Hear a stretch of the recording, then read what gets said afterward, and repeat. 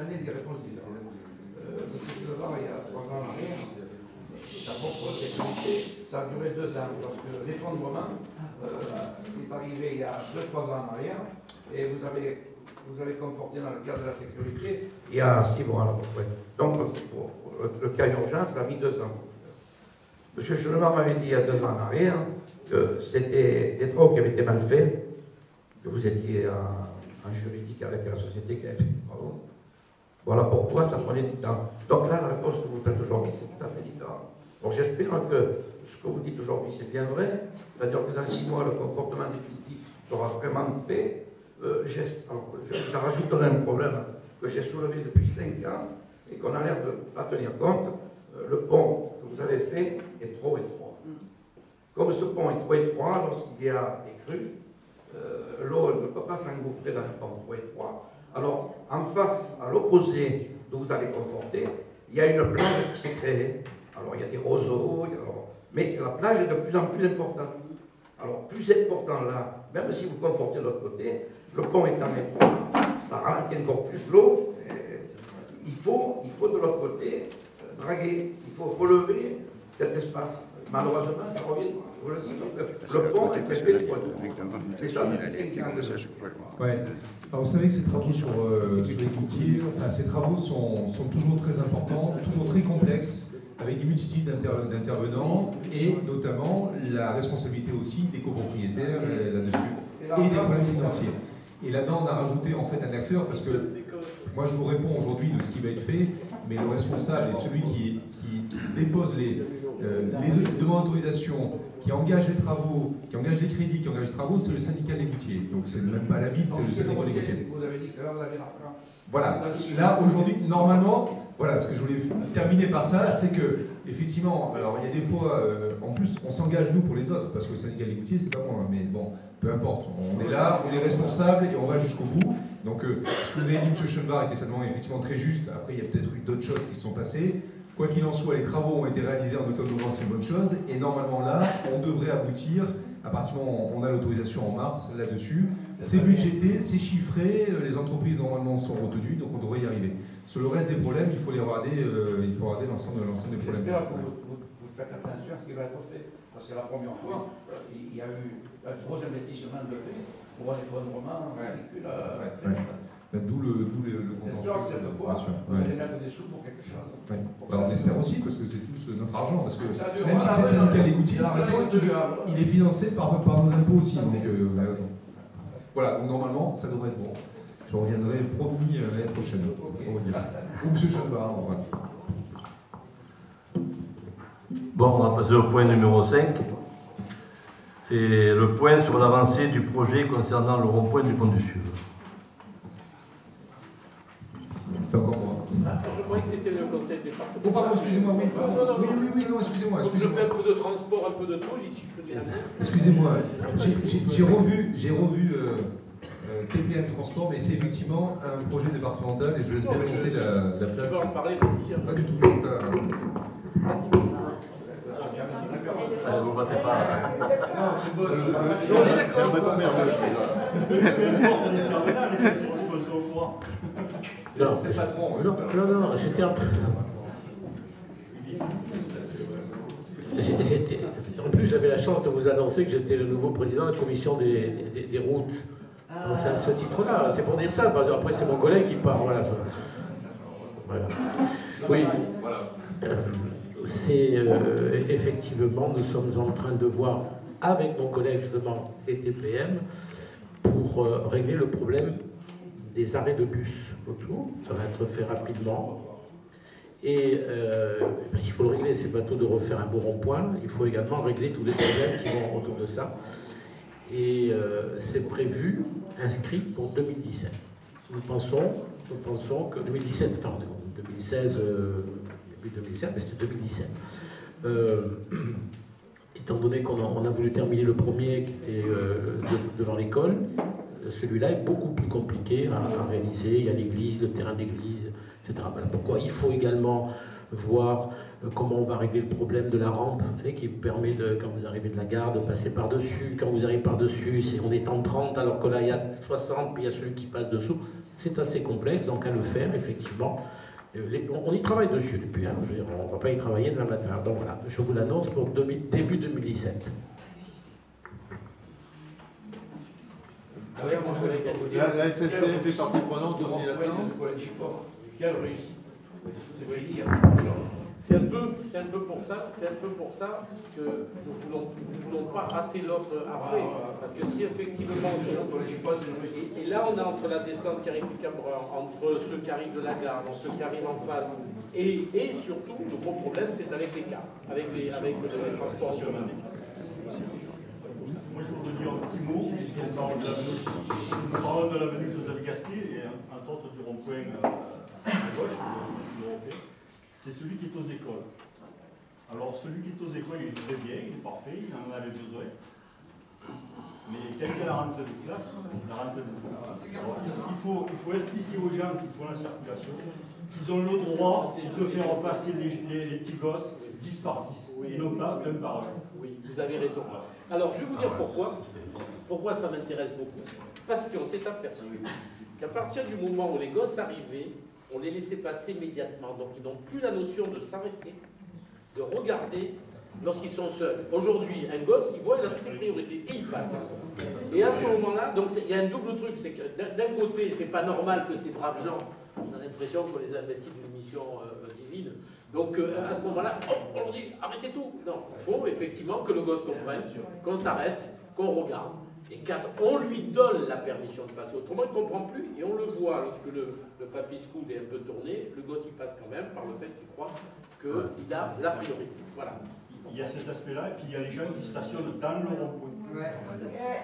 Alors depuis longtemps, effectivement, déjà à l'époque, on a vu les problèmes. On a un problème à proximité des écoles systématiquement parce que les mamans qui arrivent au dernier moment ou qui vont travailler juste après, ou ils le lâchent dans le virage en frein à main sur le poisson, ou alors elles s'arrêtent, elles attendent qu'ils rentrent dans la classe, ils rentrent dans l'école, etc. Et là, très honnêtement, nous sommes, même en mettant la police municipale en place, nous ne sommes jamais arrivés à régler le problème par le fait qu'il faudrait que sans arrêt, il y ait le papier school pourrait le faire, ça veut dire de dire aux gens de ne pas stationner. Voilà, donc je veux dire, c'est un problème que tous les parents ont et qui nous sont français. Ça a quand même un avantage. Et Toulonnais surtout, rajoutez-le aussi. Hein. Ça a quand même un avantage. Ça a quand même un avantage. Ça a quand même un avantage. Alors c'est vrai qu'on essaye d'organiser en termes de circulation aux abords des écoles.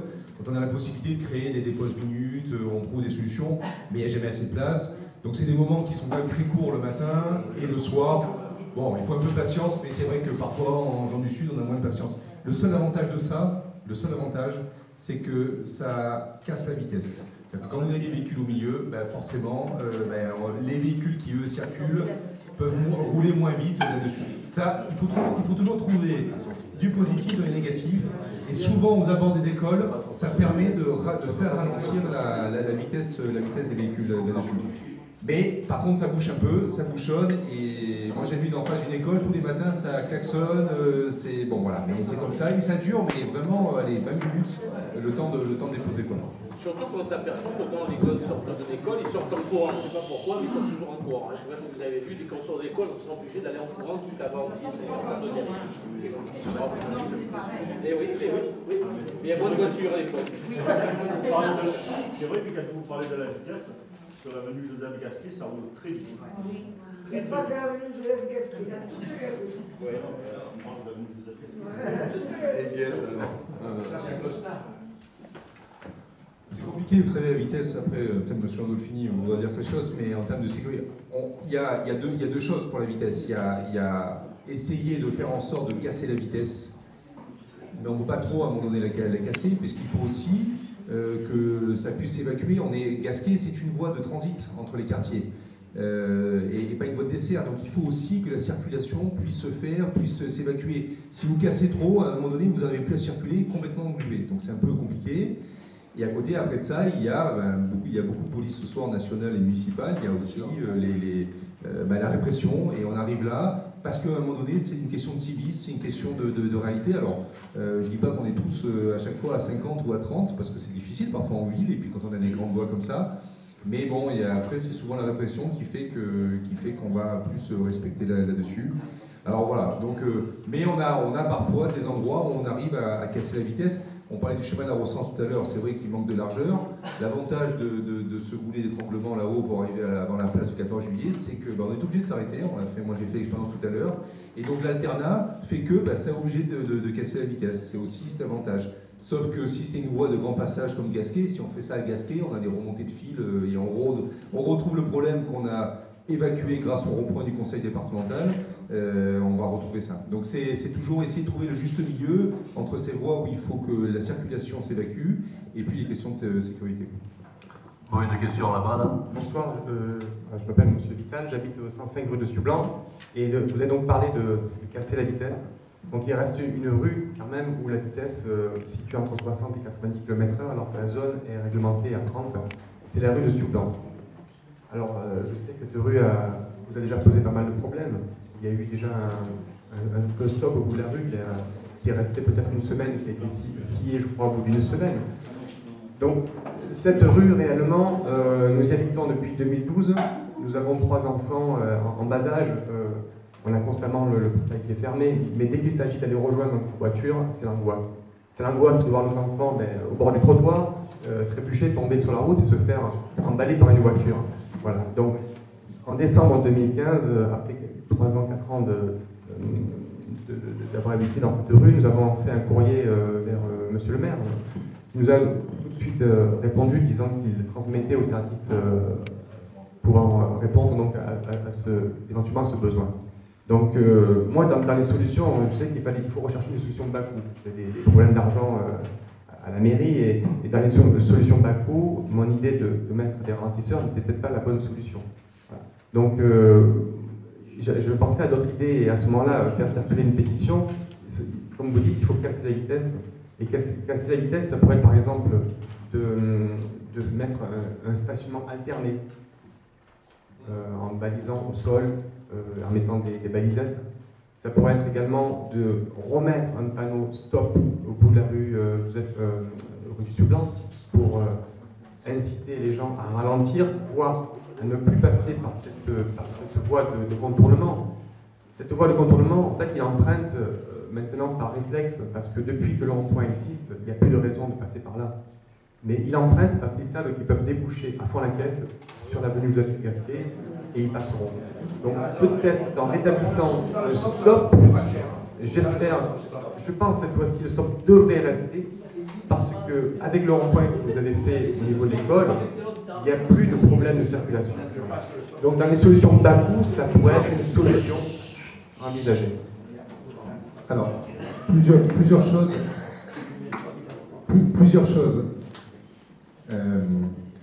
Donc d'abord, effectivement, votre courrier est bien arrivé. Le maire me l'a transmis. J'ai transmis au service pour études. C'est en cours d'études. C'est vrai qu'en général, donc on n'a pas 50 solutions pour casser la vitesse. On en a cité quelques-unes. Les ralentisseurs, avec plus ou moins de succès parfois. Donc parfois ça marche très bien, parfois ça marche moins bien, et notamment aussi pour des questions de bruit. Parce que selon où c'est posé, parfois ça fait du bruit. Donc des gens qui nous ont demandé de poser des coussins balinois nous demandent de les supprimer parce que les voitures passant dessus, ça fait du bruit. Bon, la plupart de ceux qu'on pose dans Toulon, ils y restent et ils cassent quand même la vitesse. Un point, effectivement, vous avez raison, on l'utilise de plus en plus, c'est l'alternat en créant des chicanes, l'alternat du stationnement. Alors, ça va sur des voies qui s'y prêtent. Si la voie est trop large et qu'on a du stationnement des deux côtés, déjà, il est là le stationnement. Donc en fait, il faut que la voie puisse se prêter à ça, pour ne pas non plus trop supprimer le stationnement, parce qu'on en revient au problème dont on parlait tout à l'heure. Il faut aussi que les riverains, vous-même, vous puissiez stationner. Mais ça, c'est quelque chose qu'on regarde, qu'on étudie. On a récemment, pas très loin aussi, là, sur le vieux chemin de Sainte-Plus, avec TPM, c'est une voie d'agglomération, travailler aussi pour réduire le calibre de la voie, pour créer du stationnement, pour essayer de créer des chicanes là-dessus. Donc on essaye d'avoir ces moyens-là. C'est pas, vous avez raison, vous souciez des finances de la ville, et merci. Mais c'est vrai que c'est pas très coûteux parce que c'est des balisettes, c'est de la peinture et ça on peut le faire. Mais il faut que la voie s'y prête. Donc ce que je vous propose, c'est que l'étude est en cours là au service circulation pour les ralentisseurs. On va regarder si ça s'y prête pour de l'alternat de stationnement. Pourquoi pas, ça peut casser. Concernant le stop, le dernier point, moi j'ai le souvenir ici sur Gasquet, alors je ne sais pas si c'est CIL, mais enfin sur Gasquet on en a parlé. Le problème c'est que si on remet un stop, je pense que les gens vont nous dire mais on ne peut plus sortir sur le Gasquet. Aujourd'hui, on a la priorité à droite, on a les damiers, c'est déjà même parfois effectivement compliqué, mais vous arrivez, les gens s'imposent. Moi, j'emprunte régulièrement Gasquet, mais pas vos rues à côté, mais on s'arrête et le marquage au sol là-dessus. Si on remet un stop, je pense que vous aurez du mal à sortir sur le Gasquet. Voilà. Donc moi, je vous propose ça, monsieur. On regarde ça déjà et on voit ce que ça donne. L'histoire du stop, c'est le problème de la Pas tous à la fois. C'est le problème de la rue où j'habite, rue Gagne-B, où on ne peut plus sortir, parce que d'abord on ne voit pas aller avec les platanes, on ne voit rien, et il y a un stop, et c'est toujours délicat de sortir. Voilà. Moi j'ai le souvenir ici d'avoir eu des discussions là-dessus, enlever, machin, etc. Donc, Sous cette rue, pour savoir, la rue est assez large et personne ne s'attend. on va regarder. Il est vrai que pendant des années, ça a été un raccourci. Par définition, quand vous prenez un raccourci, vous êtes obligé d'accélérer pour ne pas avoir l'air con d'arriver après l'autre qui était le long. Et par contre, bien sûr, c'est vrai que le gros problème, quand on arrive là, celui qui a pas le stop, l'impression que les présidents de la République, comme ils vous coupent le devant comme ça, c'est vrai que par contre, M. Charreton, je pense que vous conseillez des partis.